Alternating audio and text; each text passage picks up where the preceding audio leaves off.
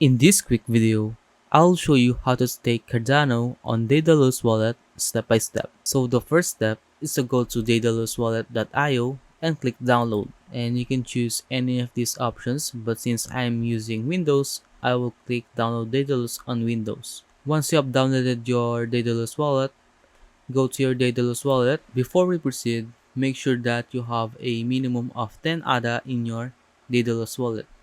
And then go to staking here, go to stake pools, and choose what pool you're going to delegate your ADA. And choose what stake pools you're going to stake your Cardano.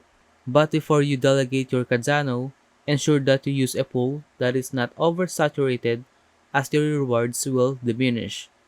And also keep in mind that each time you delegate ADA to a pool, there is a small fee to start delegating to a pool or swapping from one to another. Now once you have delegated your Cardano or your ADA, you just need to wait for a few epochs for your wallet to be staked, and then the rewards will be calculated on the following epoch. So for example, I am going to choose this, and then you will see here the information of the stake pools. You can see here the percentage of the saturation, the rank, the live stake, pool margin, pledge, cost per epoch, produced blocks, and the potential rewards.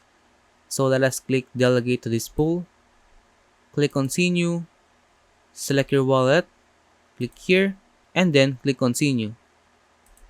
And then click continue here, and then type your password, click confirm, and now you can see that the stake from my wallet is now delegated to the Zero Stake pool. Click close here, go to delegation center, and now you can see that I have staked my Cardano in Zero Stake pool.